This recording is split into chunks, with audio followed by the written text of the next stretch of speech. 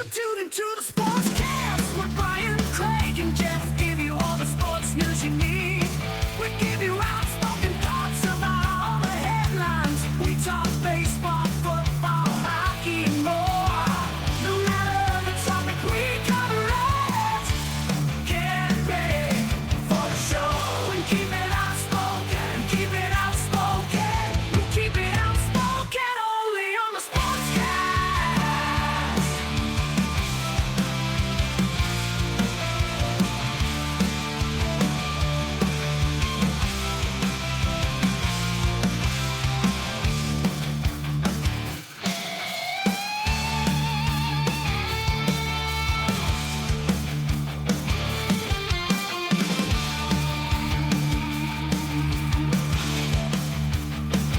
Tune into the Sportscast with Brian, Craig, and Jeff. Give you all the sports news you need.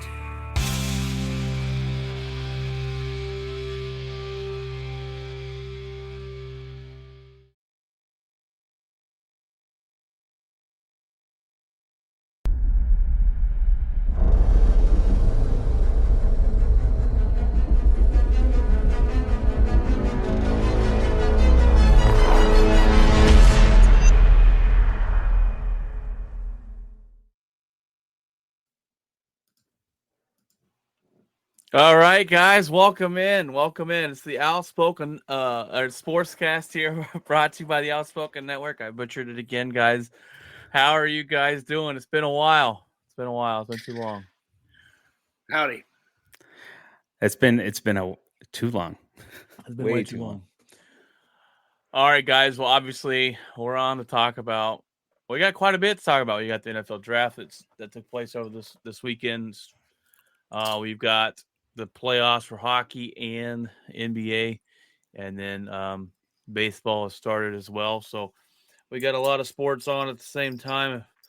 The NFL draft. We had some interesting picks here. We'll go over the top 10 to 15 picks, and then we'll discuss those picks, and then we'll talk about our own teams. So.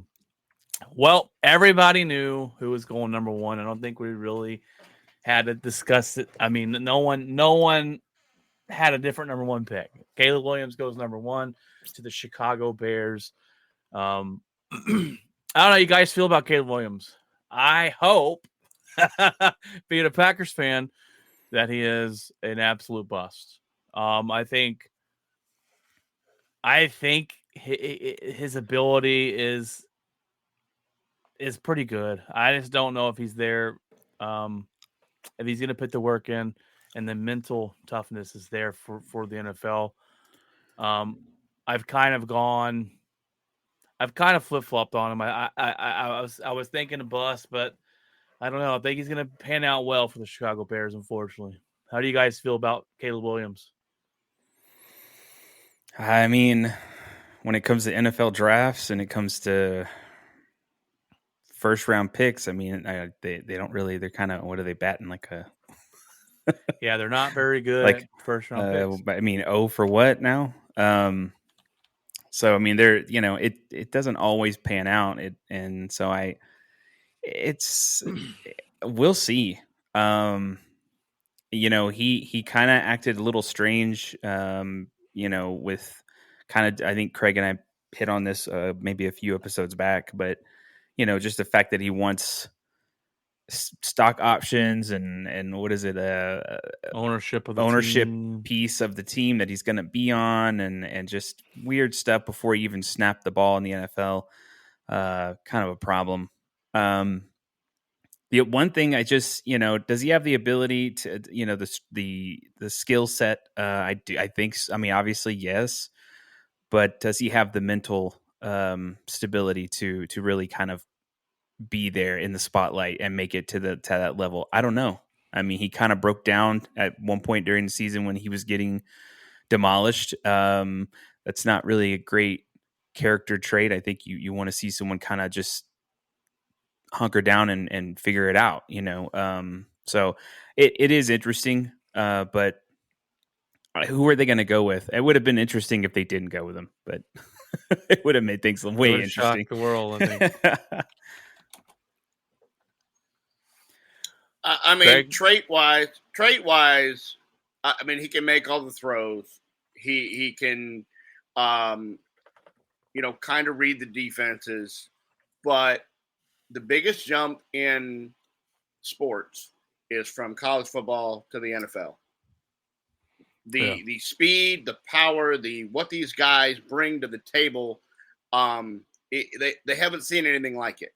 And when you put him in front of the top teams, the teams that were ranked, he never played well.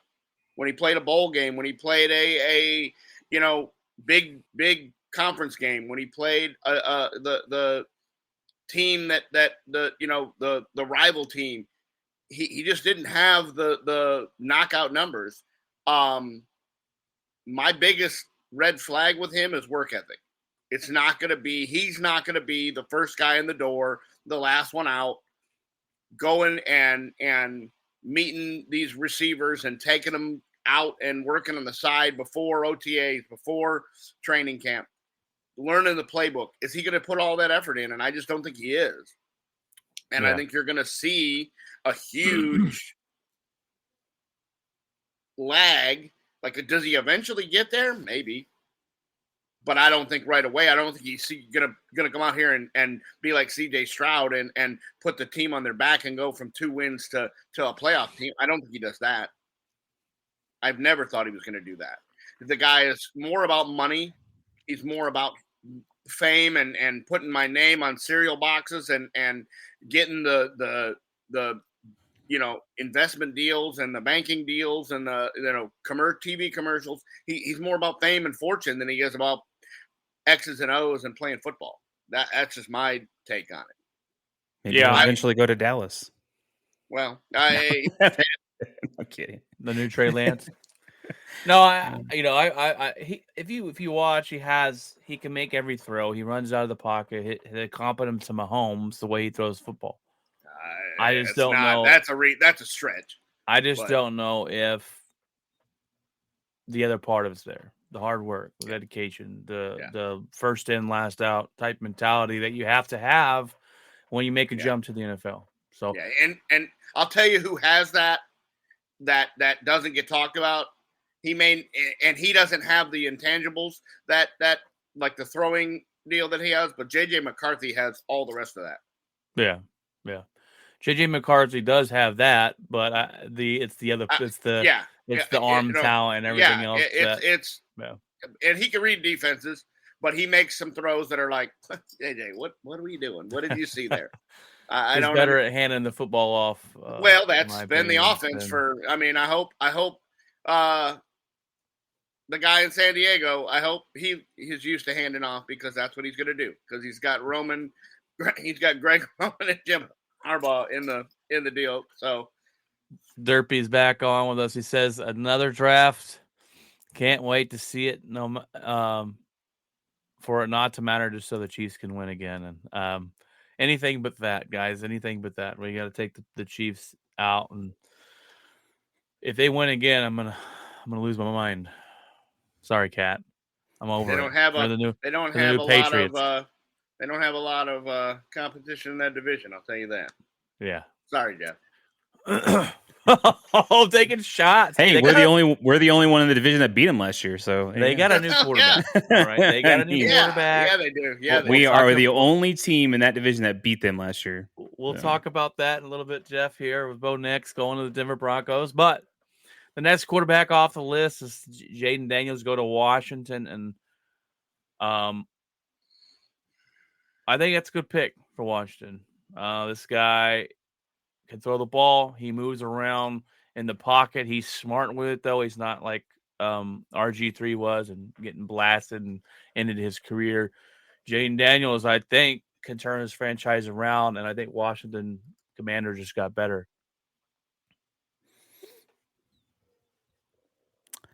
Anybody else go? Somebody talk. Yeah, I do. I think the Washington Commanders got better. To a degree. I think they still have a ways to go to get there. It's so a start right now. it's a start. Yeah. And I think so. They still have the owner, right? The same owner, the same No. guy. No, That's no. No, completely they made different. him Okay. sell. They They made him sell. Snyder sell the team. They Okay. got a new head coach. They got a new owner. I think they're I think they're headed the right direction. I just think it's going to take time. Well, so it's a solid pick. Last year they had weapons. They have offensive weapons. Yeah, but the quarterback. the quarterback, who was the quarterback? They had a lot of question marks. Getting rid of the ownership there that never knew how to win. That did it everything in the handbook wrong to run a team. They did. Now they get rid of them. Who's the coach, Craig, for the Washington Commanders? Didn't they fired what's his face? They fired him. They got rid of Rivera, old Riverboat Ron, who didn't know they could make the playoffs, set their quarterback out, and lost. Like that was laughable. Who do they pick up? Oh, it's your freaking defensive coordinator. Oh yeah, Dan Quinn. Dan Quinn. They pick up Dan Quinn. So they're not going to be blowing the offense up. They have a ton of talent on that side of the ball. They have some of the top wide receivers in the game, or not some of the top ones, but I mean very talented wide receivers out there. My only fear with Daniels is, does he abandon the progressions and go to his legs before, rather than hang in there? Yeah. Does he abort the mission and take it on his back and run? A lot of these quarterbacks these days, that's what you see. One read and they're out. Yeah. One guy check down. I'm out. And they're running. And it's going to get you hurt. It got Anthony Richardson hurt. It got, these guys are too big, too strong, too fast. You can't just be out there running around. This guy surprised me, because when we're sitting there last year and the Heisman gets announced, I'm like, who is this? Where did you come from? But he had one of the most offensive. That offense was averaging 40 a game. They were just hanging points on everybody. Obviously, they didn't have a defense that could keep people under 40, or else they'd have been winning and in, the playoff and things like that. But reminds me of the season that Patrick Mahomes had. He would put up a ton of yards, ton of points, but Texas Tech couldn't play defense, so they never won any football games. I think he's going to be okay, but I think it's going to be more down the line instead of right away. I think Jaden Daniels makes the bigger impact in 3 or 4 years rather than, because that division's pretty tough. You got the Eagles, you got Dallas, Giants, they didn't do anything, whatever, they're out. But they don't have quarterback. Yeah, I still, deer in the headlights over there. So yeah, I think probably they're a year or two out from competing from the division. You give them a couple years to learn offenses and learn the schemes and learn the language and everything like that, and read some defenses that he hasn't ever seen before. And yeah, I think he's going to be okay, but not right away. Yeah, they're going to take their bumps and bruises. I think we're going to see that. Maybe you want to see the team make a little progression this year. The Washington Commanders, they brought over the offensive coordinator from the Washington Huskies last year with Penix Jr. there, so they had a good year offensively. We'll see if Jaden Daniels can turn it around there. Dan Quinn will focus in on the defense, but it's a good pickup for them. You got Drake May going to North Carolina, or from North Carolina going to the Patriots. Interesting pick. Drake May is the guy that a lot of people thought was going to go to Washington or go to Washington Commanders. He's got a solid arm. I haven't really watched too much of his game. That's because there's not a lot to watch. Yeah, he didn't play in the big teams. He didn't play all that.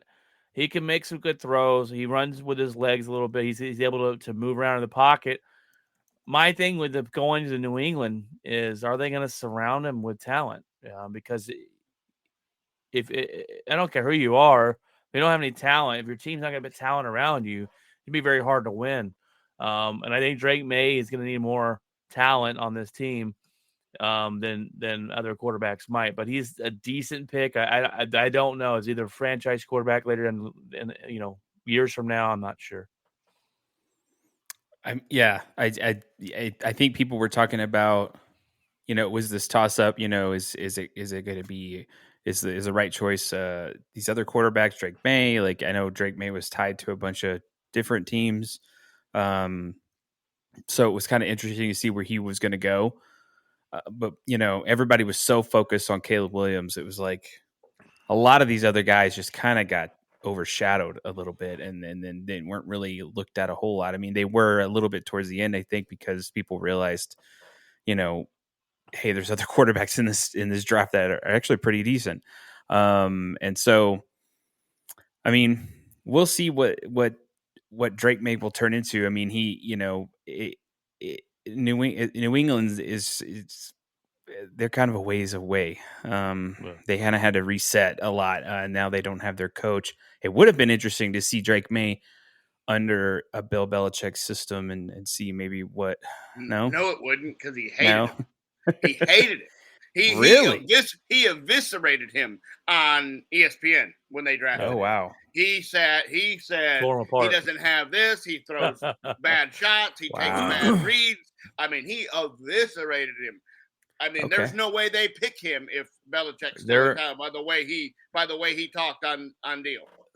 Wow. I forgot who it was, but they said Drake May is the quarterback you draft if you want to lose your job. Oh, so wow. There's not a lot of hope. Yeah. There's not a lot of guys. To me, this is backing him up. This is he had a ton of really good college tape, but there wasn't a lot of it. Yeah. And he never played the big name college schools because he played for Duke. And so he looked really good with the talent he was against. But when you go and put him in the NFL, does he put the time? Does he put the effort? Does he have the talent and the skill set to play up against the big kids? And I think he does, but I think he's in the wrong spot. I think he needed he needed to be behind somebody for a couple years and learn and throw and do all this. He's not your let's fix the problem. He's your let's prep him for a couple years down the road. Yeah. So I think by being in New England and being thrown just like Mac Jones, when you were thrown into the limelight, I don't think it's success. I think they set him up to fail. No, and I completely agree. I think I'm not going to compare the two, but I think it's a Jordan Love situation or even an Aaron Rodgers situation. I'm not saying he's Aaron Rodgers, but I'm saying Rodgers sat behind a Hall of Fame quarterback, then came into the league, and Love sat behind a Hall of Fame future Hall of Fame quarterback, and now is starting. So I think, you're absolutely right there. There are some quarterbacks that can go in it right away, and then there are some quarterbacks that are going to have to sit, and learn. And the two examples we've given are Green Bay, right, because of Aaron Rodgers and Jordan Love, but not a lot of teams do that. Not anymore. They don't draft. That used to be the way it was. That used to be the given how it was done. Now they don't do it anymore. Yeah, now you bring a guy in and Atlanta, especially you bring a guy in like Caleb Williams, number 1 pick. He's expected to change it around. Drake May, I don't know. I think you're exactly right. When you come from LSU or you come from USC or you come from an Alabama where you're playing big SEC games, which is kind of like playing in the NFL, I could see them coming straight away. But when you're in North Carolina, Zach Wilson played for BYU. Now they didn't, I don't see much of them coming in. They didn't come in the NFL and take it over by storm. Jordan Love came from BYU as well, but he sat behind Aaron Rodgers. He was able to learn. I think that's the way he made the throws in practice. He got to see the speed. He got to see the looks. He got to see, Aaron Rodgers standing behind him going, don't make that throw. That's now. And it's hard to have it because you got to first get your amazing quarterback. Yeah. And then you have to be able to draft one and say, hey, Aaron Rodgers, we just drafted your glove, which there was animosity there with all that. Everyone was going crazy. So it's a lot of finagling. You got to draft a guy who's 27 years old already and let him sit for 4 years and he'll be 40 before he plays. But I think that's more of the path, and that's a whole nother podcast we could talk about. That's more of the path that these guys should take instead of, hey, come fix my franchise. And they have like 3 years. You put all the pressure, just dump it on this guy and be like, well, if you don't do it, you're going to get, blasted in the media for years. All right. Marvin Harrison Jr. goes to the Arizona Cardinals at number 4. And what a waste of such a great talent. He is the best wide receiver in the draft, hands down, absolute beast. And they draft him into an Arizona team that is far away. I don't like their quarterback in Murray. I'm not a big fan. Never have been a big fan of his. And speaking of work ethic, I think Murray is right there with the question marks. This guy's an absolute stud. Yeah. This guy's an absolute stud. There's no way fans are butts about it. The type of guy that, Larry Fitzgerald, type of guy you hold on to. He's going to catch whatever you throw up the ball. He's going to be Mr. Consistency. But I hate that we're going to have to, if we want to watch it, we got to tune in and watch some Arizona football. And I don't like that part of it. At all. I don't know. You guys high on the Cardinals or Kyle Murray? I don't think anybody's. No. I thought that's a horrible. I was like, that's the worst place he could have gone. Oh no. Oh, terrible. Joe Alt with a Chargers. This was an interesting one because of Jim Harbaugh. What were they going to do? Were they going to go offensive weapon here for their quarterback? They lost Keenan Allen to the Bears in the offseason. They go with Joe Alt. And now Joe Alt is an absolute unit. Monster. 6'8", 315 pounds. No one's getting around him. This guy's an absolute beast. I'm glad to see that they protected their quarterback. But it's a fantastic pick. It's not that sexy pick. It's not that, I got an awesome offensive weapon, but you did get a guy to protect your quarterback, give him more time. Protect your quarterback and run the football 1,000 times a game. Yeah, Joe Alt, he's an absolute unit. Cat's on. She said, "Go Chiefs." You know what's funny about that? You know what's funny about that tackle, the Joe Alt? People were just like, when they announced, anytime when fans are like, it's not like the wide receiver, it's not a quarterback, it's not, and they hear like a lineman, they're just like, and I'm like, how important that is?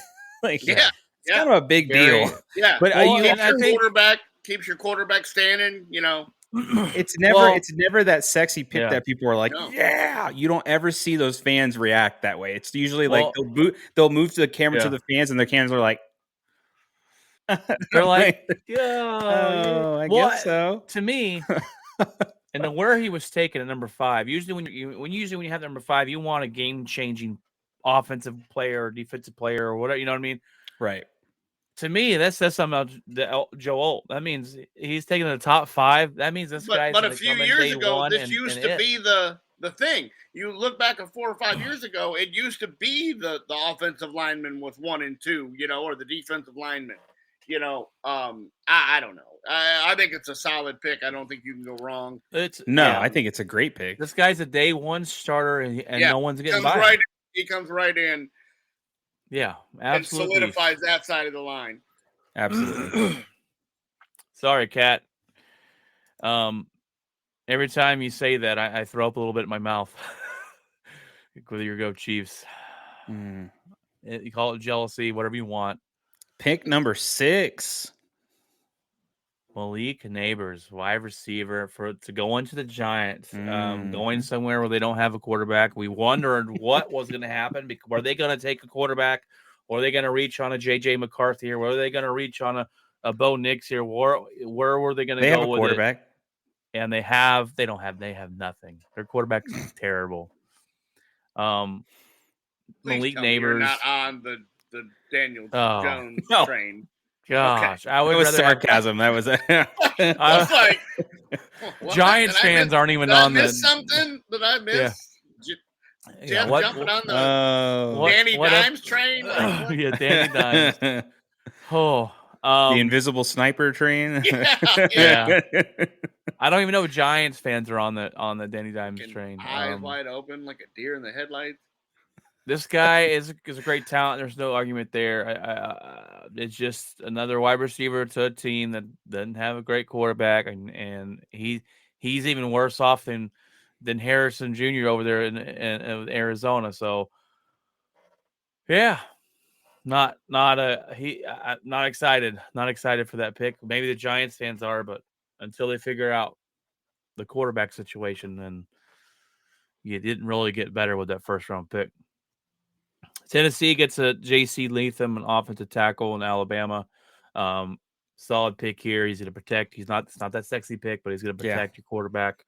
And they're going all in with Will Levis. Good for them to draft somebody and let's go all in with him. They believe in him, so we'll see how that goes. And the head scratching pick of the whole NFL draft is number 8, the Atlanta Falcons, Michael Penix Jr. And now, look, I'm a big Michael Penix Jr. fan. I thought last year he was fantastic. Thought he should have been the MVP or Heisman Trophy winner. This is nothing on Michael Penix. This is everything on Atlanta. You sign Kirk Cousins to a 4-year deal, and then you draft $180 million. $100 million guaranteed. 180, yeah. And then you draft a quarterback who's the oldest quarterback in coming out of college football this year. Is he sitting for 4 years, and that he'll be close to 30 by the time that happens? Wow. Well, that's the thing, because your second contract is where you make your money. Obviously, the rookie contract it's on the rookie contract, so it's for a reason. So now how is he going to show his talent to get his big deal when he Jordan loves it and has, a year left, and they go, I don't know.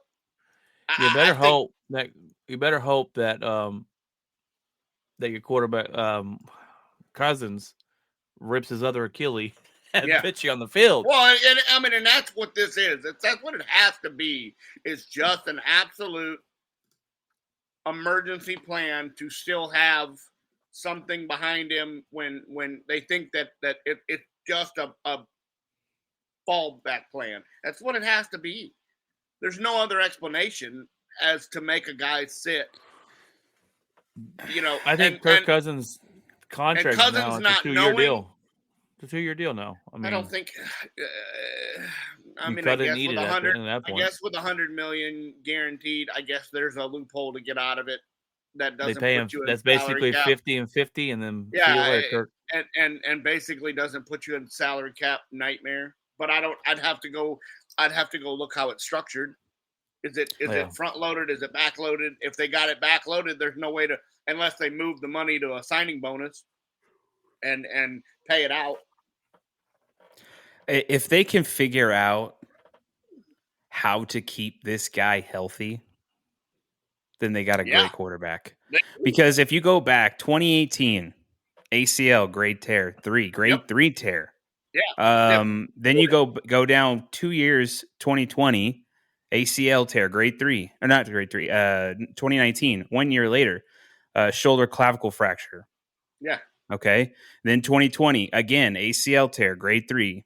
Was it I the think same it's the one? same Or was one. it the other Yes. one? Retore his right ACL again. All right. So that was 2 years later. Then 1 year after that, again, shoulder joint separation. It's like he missed the remainder of the 2021 season. I mean, that's a lengthy and severe injury and not list just, there for college. Not just a hamstring or a calf. No. I mean, you're talking done. Yep. Yeah. And done for a season. And if he tears that ACL again, he might be done for his career. Yeah. That's the only thing with Penix. And I remember people were like, oh, yeah, the Broncos talking to Penix. I'm like, he was hobbling around in the national championship game holding everything.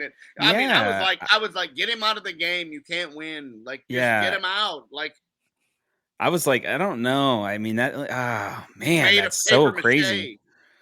That's so crazy. Well, that you had the injury history, you had his age. That's why I went, especially taking him in the top 10 this year. I thought maybe he was a second round pick, third round pick kind of thing, but taking him at 8, and look, he had a great year last year. And if he can stay healthy, it's great. But going to a team, and look, last year we gave Atlanta the bonehead pick of the draft when you use your number 1 draft pick on a running back. Now the running back is awesome, but your team's not where it needs to be yet. You traded up to use a pick on a running back and didn't use him.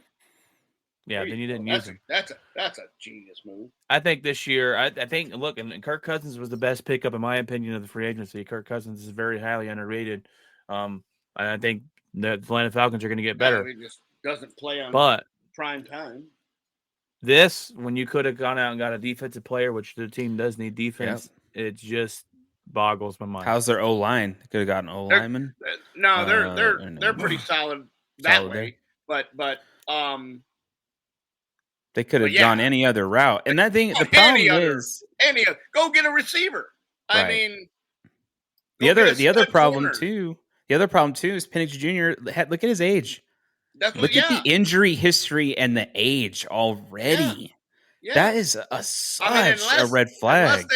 Unless they think he's going to sit and just go to the gym and strengthen everything up and get or they're going to put him in bubble wrap when he goes out there in 4 years. I mean, unless they have some of the best medical trainers you could ever imagine in all sports. I just don't know what's happening there. Yeah, no, yeah, it blew my mind. I mean, I texted Brian immediately. I'm like, please tell me this is a joke. Like, this is no way. Insane. The Chicago Bears at number 9, they had 2 top 10 picks this year. They go out and get an absolute great wide receiver. I thought he was the second best wide receiver in college football last year. Rome Odunze from Washington.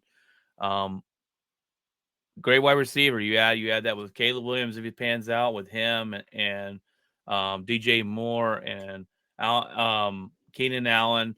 They have some weapons now in Chicago.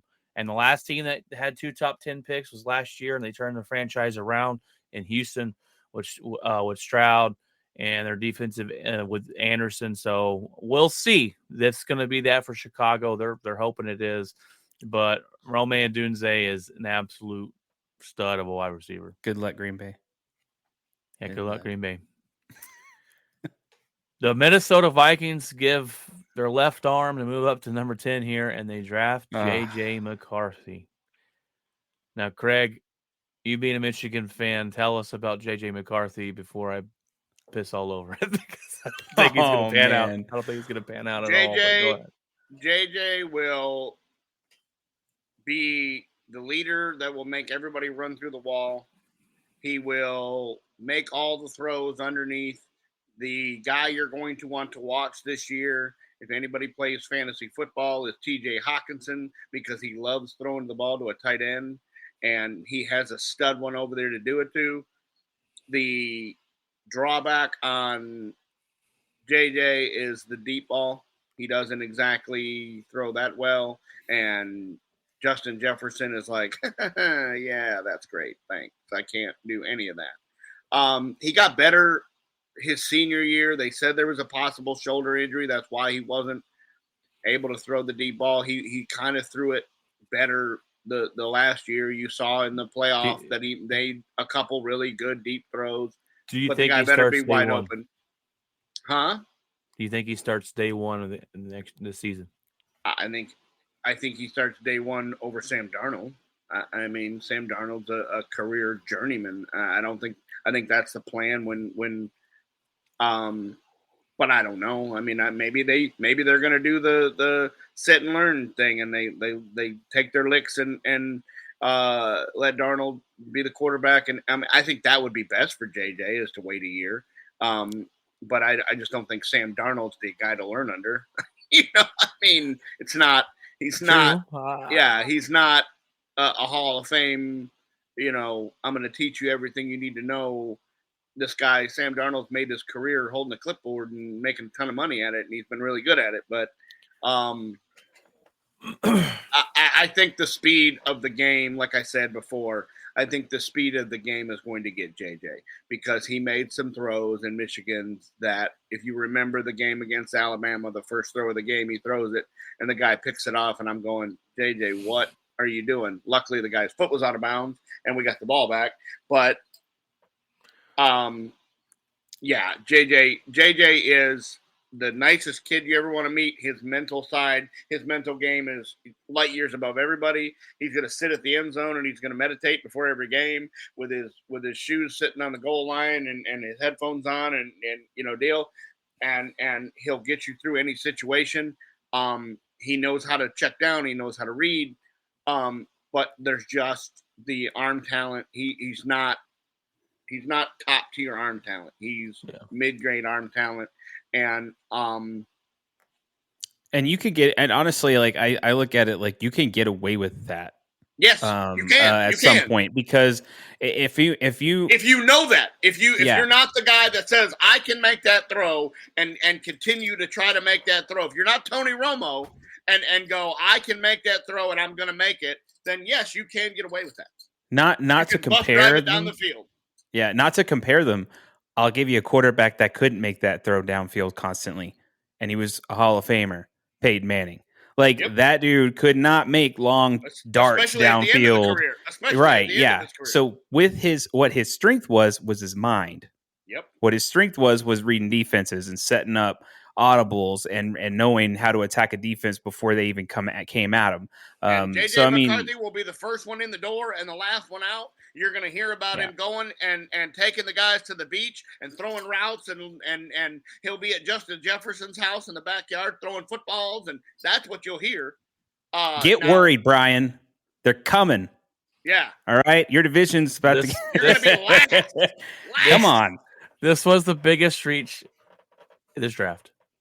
I think JJ McCarthy is not going to turn out to be that great. Sounds like a wonderful person, right? And he has that mentality of I'm going to work hard, but I just don't think it's there with the NFL. To beat Ohio State 3 times. Take that. With the arm talent, I just don't think it's there. People were talking about the Chargers trading Herbert for him. I'm like, get at it. No, John Harbaugh cannot love him that much, where he thinks he's better than Justin Herbert. Going to trade Herbert, but it wasn't for McCarthy. It's crazy. No, I just think it's a reach. I think the Minnesota Vikings are going to go next season and not really have a quarterback. No, I think he needed to go someplace where if you wanted to be, if Atlanta wanted to make that move, it would have been better to take McCarthy and make that move. That would have been perfect. Sit behind Cousins. Yes. Yeah. But him coming in starting day one next year, I don't think it's going to go too well. So I'm not too concerned about it. I hope, just because I like JJ. I hope, but from what I see and what I watch but then again, I didn't think Tom Brady was worth a sneeze at Michigan either. He didn't do anything, and we see how that worked out. Tom Brady's a whole different.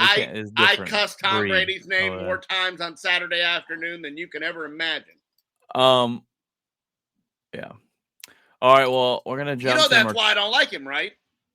Yeah. Because I had to watch him for all those years, and he sucked. And then he comes in as the greatest quarterback on the planet Earth. I'm like, where was that for all those years, Tom? Oh, Mr. Irrelevant. Yeah. Let's jump to number 12. And Jeff has his future quarterback, Bo Nix, in Denver. I think we've pretty much called this. That was going to be your guy. I think Bo Nix is better than JJ McCarthy. He just didn't play for Michigan. Right. He has more arm talent. Yeah, his arm talent's better. What do you look forward to in this season with your quarterback? Well, it was kind of nerve-wracking. Watching some of the picks coming in, it was kind of like, man, I know who they're really going for, and I'm just hoping that guy's still there. Because honestly, at this point, there were like rumors even going into this that they're going to trade up, they're going to get rid of Patrick Surtain, and I'm like, what? No, like don't do that. And then it was like, they're it's like, they're going to trade down, and I'm like, well, if that's the case, then Zach will. No, I don't know about that. And so it was kind of weird. The Zach Wilson train, huh? Oh, no. So I was just like, I was like, I don't know what's going to happen. But as it was coming down, I'm kind of going, all right, I'm seeing. And then as soon as, whenever because I start picking up like, okay, what team's going to look for quarterbacks, what aren't. I'm like, the Jets they're not going to. They're waiting for Rodgers to get healthy. So I'm like, okay, what else? And then when I saw the Vikings trade up, I was like, oh, man. I was like, please don't. Because I know that's what the Broncos want to get is Bo Nix. So then as soon as they said JJ McCarthy, I was like, phew. Yeah, I thought he might have gone there, but no, yeah, there was rumors about that, but I think Sean Payton, he admitted that he made a smoke screen on that JJ McCarthy information. He was, they think, throwing people off a little bit. But everything that I've seen, video analysis about this guy, he is the most Sean Payton quarterback in this entire draft.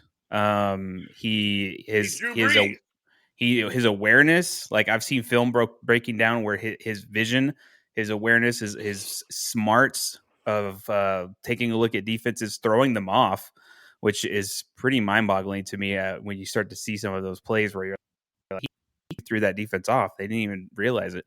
So this dude, his dad was played in the NFL as a quarterback. Learned from him a lot. I think this guy is he's mature, crazy mature. Yep. Married, like dude's been in the league for a long time. I think he set the NCAA record for most starts, 61 in college football, which is pretty nuts. To be able to start pretty much that many games. I mean, it shows you kind of how pretty good you are when you have talent coming in and out all the time. So it's he's an accurate, safe with the ball. I think the rumor was he doesn't have a deep ball threat. I'm like, that's hard. Sean Payton talked about that afterwards. He said we did break that down. We took that whole era out of there and then reevaluated his game. One of the things I think that Sean Payton got him, the reason that he wanted him was because they did an analysis, like when they met with him in Eugene, Oregon. So when they went down there, they gave him a plan, like a packet. And they said, tomorrow we'll go over this. So basically they gave him this packet plan of plays and whatever. Next day they come back and they're going over it. And he's telling them all this stuff. They threw curveballs in that to see if he caught them. And he did. They wanted to make sure he was actually reading this stuff and not just saying, oh, okay, So this guy's a smart dude. Like, I think this is the one where people were like, oh, they should have waited till round 2. I'm like, he wouldn't have been there round 2. Like, no. I don't believe for 1 second he would have been there round 2. But I agree with a lot of the analysis who are like, he could be ready to go now based off just his experience in the league, based off of the maturity of That's why he stayed an extra year. That's why he stayed an extra year at Oregon, I think. Right. If y'all would have let him go, Atlanta would have drafted up and then drafted him for Penix's backup. Yeah, their future quarterback. So no, I love the pick. I think that it's exactly what I mean. This was Sean Payton 100%, and you could tell right away. They like this guy. This was their. I think Sean Payton afterwards said this was their third guy on the list. Obviously Caleb Williams won, and then the quarterback who went after Caleb Williams was, I think, second on the list. So this was out of those, because those were out of reach and they knew that.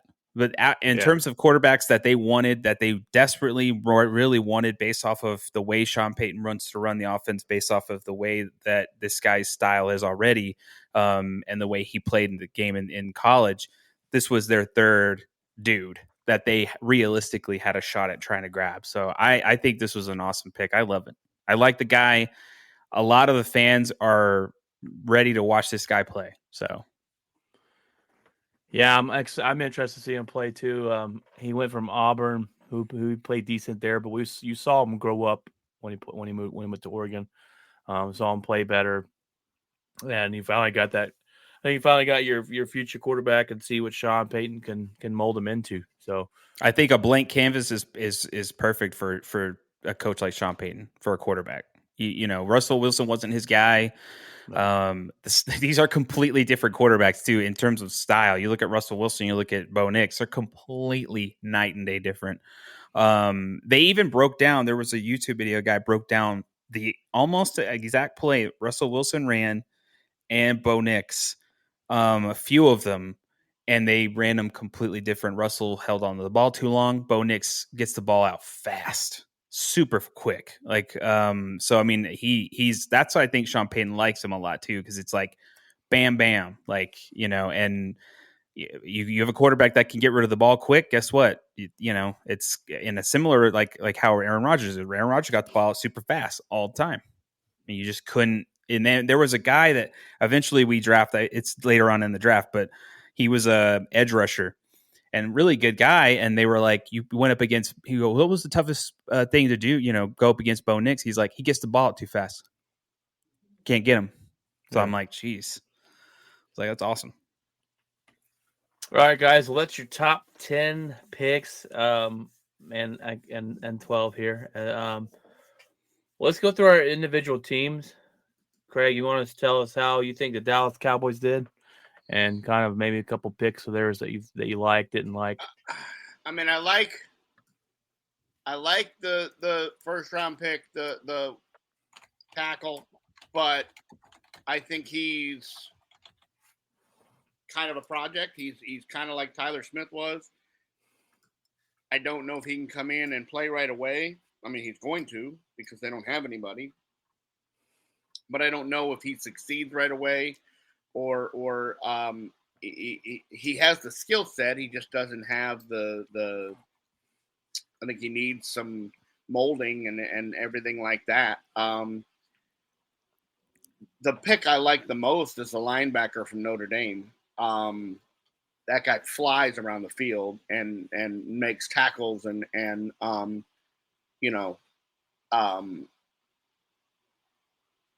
so I think they filled a lot with need. I'm concerned with running back because they didn't draft one. They go get Zeke back supposedly. That's still rumor, right?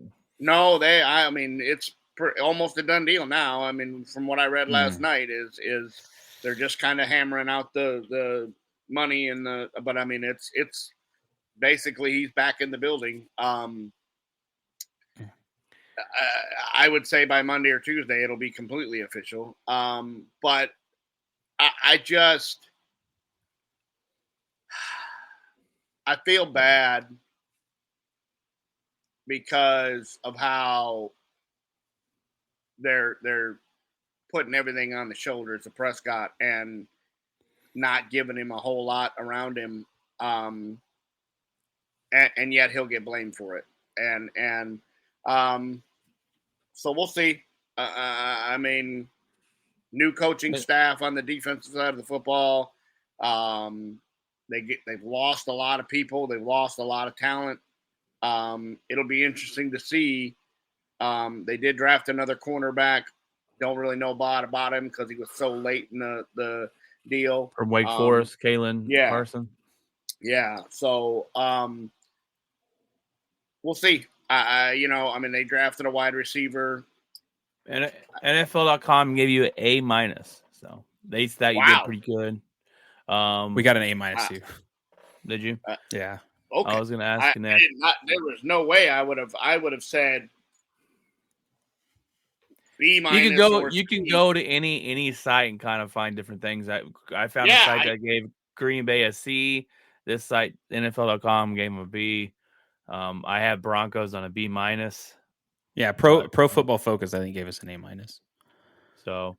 Oh well, that website is trash. PFF. Yeah, no one really likes PFF. Yeah. Anything that has Chris Collinsworth's name attached to it, I'm out. The Green Bay got to be. This is kind of an interesting one for me because we had 11 picks, which was awesome. When we have a tie for the most picks with us in Arizona, I believe. it wasn't a draft of sexy like stars. It was, this is what we need and this is what we're going to take. We took our first round. Our first draft was Jordan Morgan out of Arizona, offensive tackle. Well, we need offensive line help. Was it that amazing superstar player? No, but I think Jordan Morgan's going to come in here day one and be able to start on offensive line.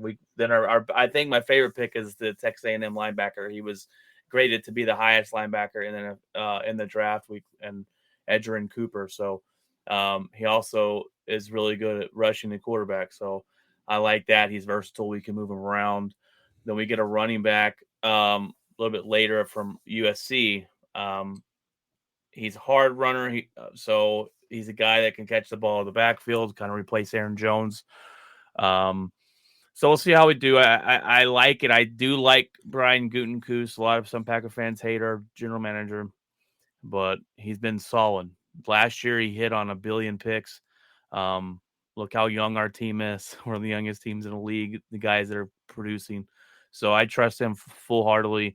And I thought a B grade is probably about where we should have been. So I'm excited to going forward here, see what Jordan Love can do. Jeff, we talked about your quarterback already. What are some other maybe draft picks that you like that Denver, or maybe that you didn't like that Denver got? I kind of like what they've done. I don't have a whole lot of like one of the things that stood out to me was let's see, where is he? I thought I just had him up here.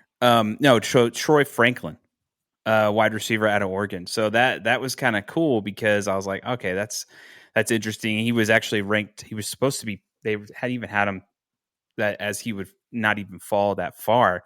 They actually had him. It's always good to have a receiver that the quarterback's been throwing to for years. Exactly. So I think that you mix that with Sutton. There are rumors that they might Cincinnati.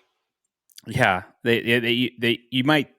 A lot of people are like, okay, well, what are we going to do with Sutton? Like, is Sutton going to be moving or not? I don't know. They want to do. He's kind of like holding out for an extension. I don't know if the Broncos will do it, but he was phenomenal last year. So I mean, that you pair that with Sutton, a good veteran wide receiver with a young wide receiver with your quarterback that's looking to make a name for himself. I think it's a very interesting thing because those are, I mean, that's a pretty cool. And plus, the veteran wide receiver can also mentor this kid and be that kind of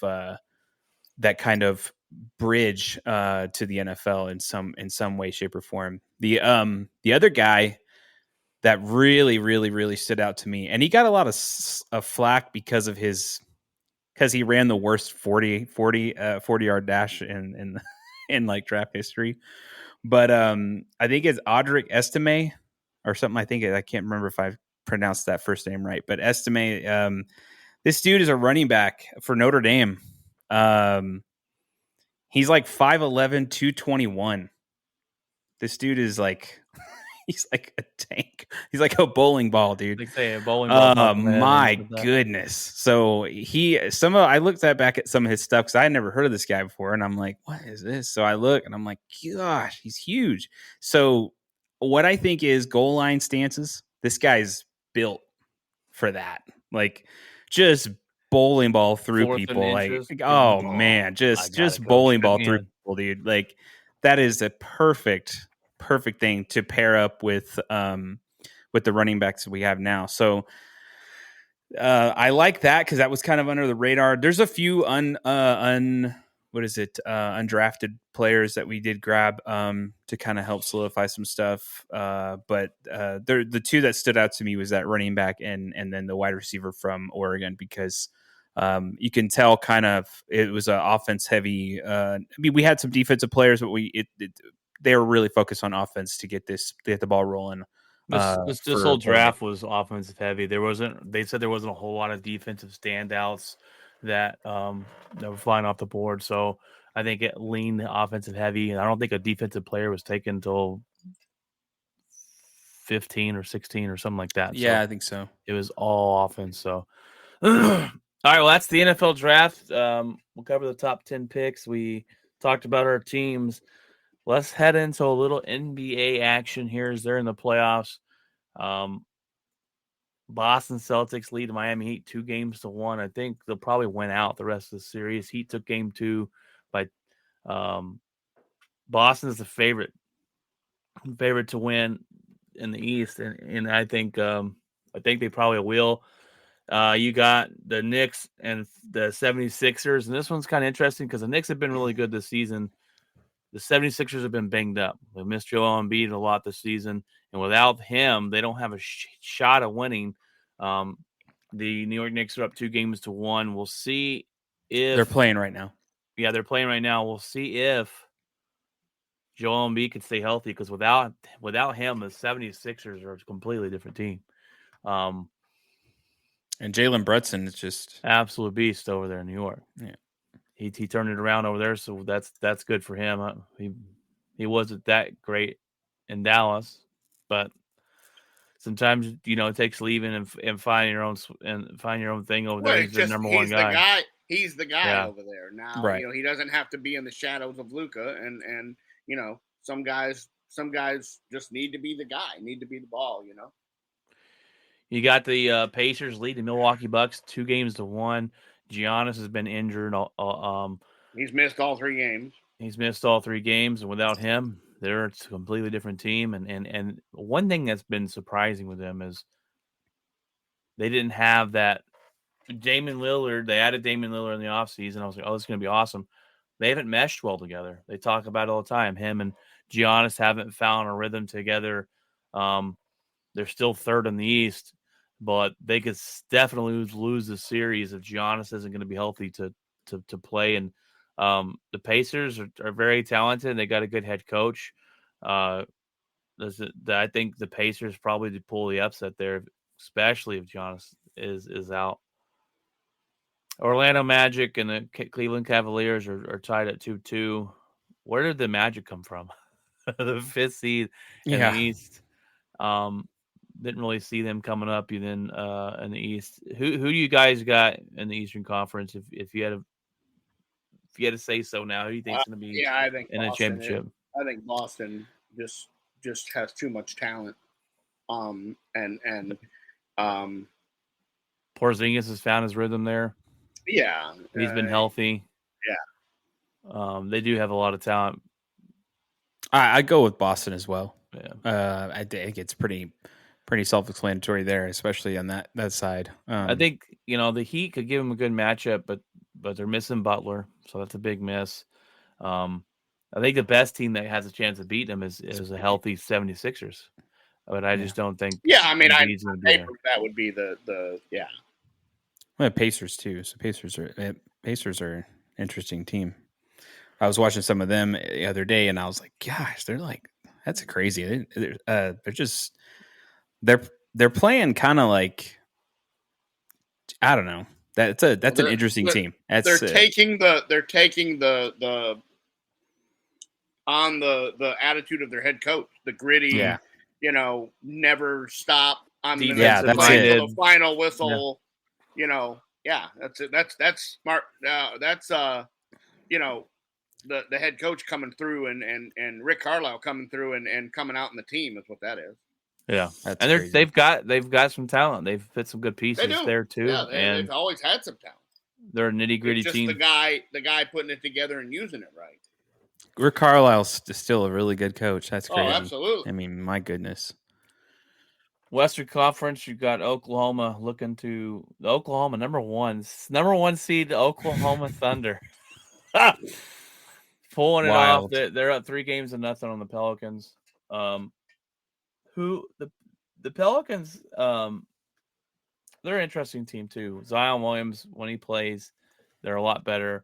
They have some good talent. The Oklahoma City Thunder are just there. I mean, after years and years of having number one picks. They've had 437 first-round picks. Yeah. And it's finally paying off, finally. So we'll see. I think they were trading first-round picks because they were like, we can't use them all.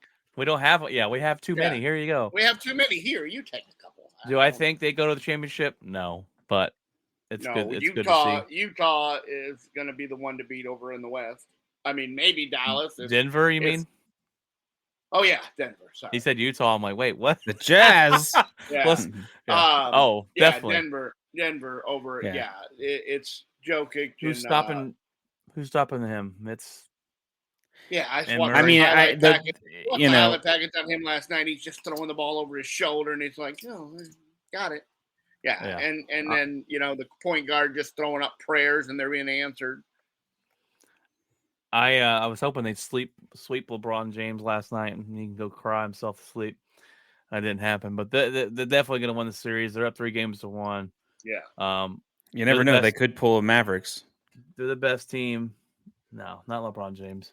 I mean, no. I'm just saying. I think that wasn't Dallas up 3-0 against one of the. Or did we get swept by the way back during the Dirk era? We got swept by the Golden State Warriors. Oh my god!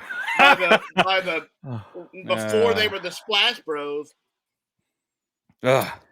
Talk about a disappointment. The Phoenix Suns about to get swept by Minnesota. Yep. They add Kevin Durant in the offseason. Good. The Suns do, and they're going to get swept. They're 6th seed. Talk about a disappointment. I love it. I hate Kevin Durant. Yeah. Can't stand that guy. Good. Dallas Mavericks lead LA Clippers 2-1. Now the Clippers are the 4th seed. We're the 5th seed, so this would be an upset. But I think a lot of people picked the Mavericks to win this series. Yes. You got an injured Kawhi Leonard, who he's always injured or misses half the season anyways by sitting out. Dallas played much better defensively Oh, in Game 3. Gafford, him being down. healthy is a big key. Huge. Big key to that. The block on Paul George was sick. Paul George goes to dunk the ball, and he's like, "Yeah, no, get it out of here." My problem with this is that I'm watching it, and then you have people at halftime, Charles Barkley and Shaq, and this was like in Game 2. Well, by the end of Game 2, they started talking about it too. But at the end of Game 2, they were like, "Oh yeah, the Clippers, they lost the game. They just were off." I'm like, let's not forget how good the defense Dallas had. Really? We're going to ignore that? Yeah, the amount of steals, the amount of blocks that were being done, the closeouts that Luka was doing against Harden missing shots. What are you talking about? You want to say that, you could say it Game 1. Dallas didn't show up. No. They scored 8 points in the second quarter. Yeah. As a team, they just did not. They could not buy a bucket that game. Yeah, the same thing happened last night when Dallas plays Vegas. Dallas comes out in the first period and actually dominates. Should have been up 3 or 4-0. Their goalie stands on their head, and the guys are like, "Well, Vegas had a bad period." Well, maybe it's the 1 seed in the West playing the way they should play, not. Well, Vegas just looked terrible. Yeah, they need to come out in the second period and look better. What? See, and I think we're starting to see, and especially in the NBA, we're starting to see the end of this super team BS. Yeah. I am sick of this, and the fact that they go add Damian Lillard over to Milwaukee doesn't work. They go add Durant to the Suns doesn't work. They add Chris Paul to the Warriors doesn't work. Yeah, it's not. We're seeing it's done. It's done. The end of that. You're seeing the end of the Warriors. It is done now. I still think you need 2. You're going to go to. It's going to be like 2 players. You like the Mavericks have Luka and Kyrie, but you add you will allow your other utility players that are not big time names to play. You take a look at what happened in the last game with Dallas. They're lobbing it up to Lively, and he's just bam, easy dunks, and I'm like, and then you have what's the other dude? PJ Walker. No, I think is it PJ Walker who was getting into fights with Westbrook? Yeah. So that guy. But you have these other playmakers, and they've got to step up too. So you can't just go Washington, my bad. Or PJ Washington. So you can't just sit there and scratch your head and go, well, if we only had Durant. Yeah. No. You have other players. Well, make them better. Teams, your bench is absolute garbage because you got to afford the guys, and then so it's hope and a prayer. But I hate super team. LeBron James he was the creator of all that crap, the super teams. Oh yeah. And Well, we're I don't seeing know. the end Boston of it. did that first. We're I seeing think. the end of it. Thank goodness, because it made basketball unwatchable, is what it did. Because you already knew It was Boston doing it first with Kevin Garnett and Paul Pierce and Ray Allen Ray Allen. That was the first idea of got- something like that, and obviously they went on to take down the Lakers and win a championship. So, but the super team era needs to end. oh yeah, I think it's 100%. hilarious. The Suns being taken out by the Timberwolves, I think is hilarious. You know, it's great. I love it. I will say this too. One thing for when the Dallas Mavericks got Kyrie Irving, I was iffy. This guy's a mental case. You never know if he's going to play. But I think he's really found a rhythm. You watch him play with Luka, and I think he's finally focused on basketball. It seems to be. He's talked about it, only focusing on winning games. Jeff, you sent me the thing the other day, has an interview about him. Just how I'm all about winning. That's all I want to do. But I think this is a changed player. Really well together. I think this is a changed guy. I think we're seeing a different Kyrie Irving. I think that this is not the same dude who's just all about his numbers or getting his and just I think this is a guy who he's learned to just play as a team, and maybe Luka's taught him that. I think this is a perfect fit for him, and I honestly would be shocked if he did not finish his career there, to be honest. Yeah, I agree. Maybe a career. I'm just hoping we're able to keep Luka here and keep him happy. I think Kyrie's a star. The players that let's talk about the players that they added. Gaffer and Washington. Those two right there have been outstanding for this team. And maybe that's because Mark Cuban did trade away some of his ownership there, and they have some other guys running it. So, and let's also not forget Lively Jr. Goodness, he stepped. I mean, Gafford went down, and here comes Derek Lively coming out and taking over. Yeah, I mean, blocking shots and rookie. And I'm like, this is great. We have this guy for a long time. This is going to be awesome. All right, Craig, take us away with a little bit of hockey playoffs. We talked about let's start off with the Stars. You want they are the number one.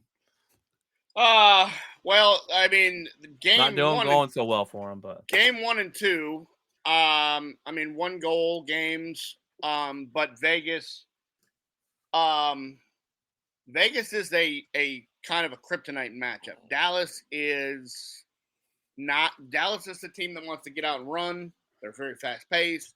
Vegas is more of the I'm going to hit you and grind you, and Dallas does not match up well against that. They lost to them last year in the Western Conference Finals. They didn't beat them at all this year. They were 0-5 against them this year. They've got another goaltender. The guy that beat us last year sitting on the bench, and here comes this other guy, and it was his first Stanley Cup playoff game in game 1, and these guys standing on his head. They had 50 shots last night and scored 3 times. I mean, this guy's just making save after save after save. They played better last night. They were much better defensively last night. Again, they give up a shorthanded goal, which you cannot do, especially in the playoffs. The odd man rushes. Ottinger has not looked. He looked great the last month of the season, and he didn't look great in the first 3 games of this series. Monday night will be very important to even it up and not go down 3-1 and make it a 3-game series where you have home ice advantage back. I think Dallas can still win the series, but I always thought it was going to go 6-7, and I think that's a guarantee is probably 7 games, but we'll see if Dallas can make the difference and even it up and then win the one at home. We'll see. So Monday and Wednesday will be very important.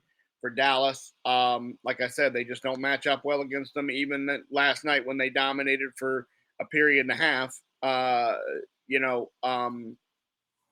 Vegas gets 2 quick goals and it ends up being overtime, late into the night overtime. Thank God it was on a Saturday night and not during the week. Colorado and Winnipeg.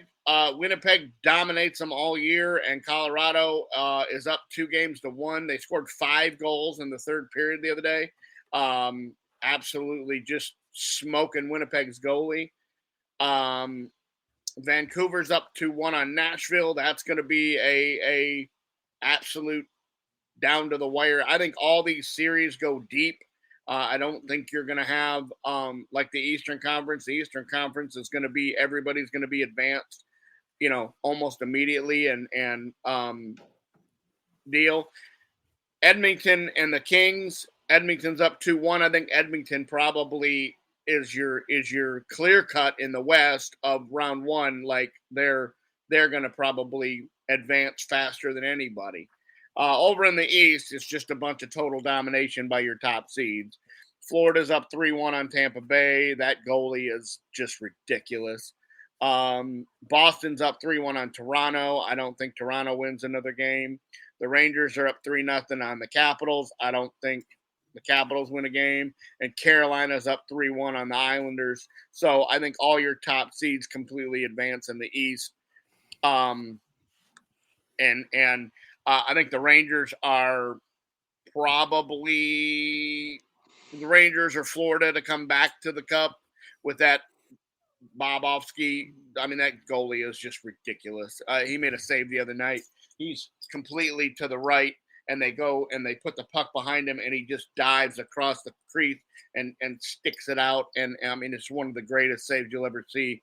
That guy just stands on his head. So I think the Western Conference is wide open. I think Dallas's path is while they were the 1 seed and only 1 point away from winning the President's Trophy, the path for them to get to the they don't match up well against Winnipeg or against Winnipeg. They don't match up. They match up better against Colorado, which that would be who they play next if Colorado wins that series. So you really, if you're going to want that to happen, you want Colorado to win and beat Winnipeg. Vancouver and Nashville, they match up okay against. Edmonton, they don't match up well against at all. So you would want them to stumble at some point. But these first 2 series are going to be absolutely brutal for the Dallas Stars. That's just, but really, like top to bottom, I mean, Dallas is the 1 seed at 113 points, and the last seed in Vegas, who had almost 100. I mean, like top to bottom, like 10 points separated all 8 teams. So I mean, the Western Conference is just so tough, top to bottom. It'll be interesting to see what they do. Hockey's that way, really, in playoffs. Is just get in. Oh yeah, absolutely. Anything out of any other sport, that's the best. The 8 seed beats the 1 seed almost every year. It's you get the hot goaltender and you ride them. A team that didn't play well all year, but they sneak into the playoffs, and then hey, we're standing here at the end. Nobody talked about Florida last year, and then all of a sudden their goaltender gets hot and they win or go to the Cup. Yeah, that's what you got to love about the playoff hockey is it's really could be anybody's. And if anybody knows the Vegas Golden Knights, though, better than anybody, it's the Stars head coach because he used to coach them. So, yeah. I mean, he knows the roster. He knows how to play against them. I have faith in DeBoer. And like I said, at any point in time, Otter can go out there and throw up a 50 block, shutout. So we just got to hope that they play defense in front of them. And the Stars got a couple key injuries in Marchment and Radek Faksa. they didn't play last night because they were injured. I don't know how long. Hockey's real weird because they don't tell you specifics. They tell you it's an upper body or a lower body. Could be a broken leg. It's a lower body injury. So, yeah. I mean, how we'll crazy see. would that be if it's not going to happen, but based off the brackets, but if Dallas played Denver and then Dallas played Denver, NBA and then NHL. Yeah. Funny. All right, gentlemen. Well, I think that about covers it on this episode. We're going to get into what is in our locker, and Craig, why don't you go first? What's in your locker, Craig? I don't have much going. Probably take Zach out and work on parallel parking for the last time before he goes and wraps up getting his driver's license, and just get ready for another week in the office. That's about all. We watched some baseball. Giants lose a heartbreaker last night in extra innings to the Pirates. They play again at 3:00, so we'll try to get everything wrapped up to watch them. Other than that, not a whole lot going on. Just working. We're going to get ready for a busy couple weeks here with some things going on. And that's about all. How about you guys? Jeff? So yeah, no, but work, just trying to kind of get ready for the summer. It rained here the other day, like all day, which is kind of nice. So everything's I don't think we're going to be dealing with a lot of those fires and stuff. We're out of a drought, so which is really good. Yeah, just kind of gearing up for summer and work wise. I mean, they're kind of like ending one season and trying to get towards the next season. So it's like a grow season. So like they'll get rid of a bunch of stuff 2024s and then kind of move into 2025. So they're always a year ahead of the actual year. So it's kind of a mad dash here. Gets busy during the week. So other than that, just nothing too crazy. I do want to address one thing. I had this video that I put up here. Let's see if I can put it up here real quick. But did you see this?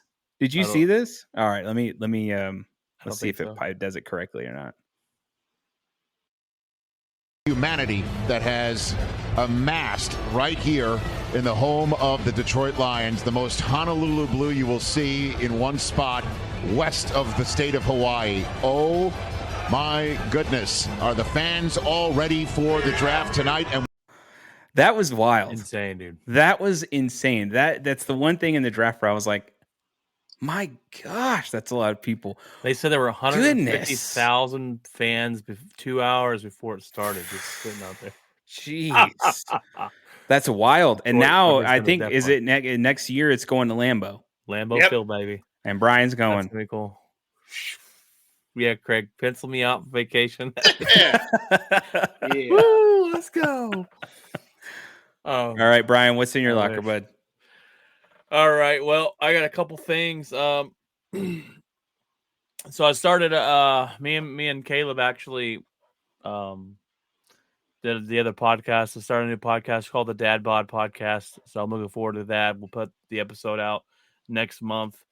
So we're looking forward to starting that podcast and come check it out. We're not going to live stream it, but we will put it out on the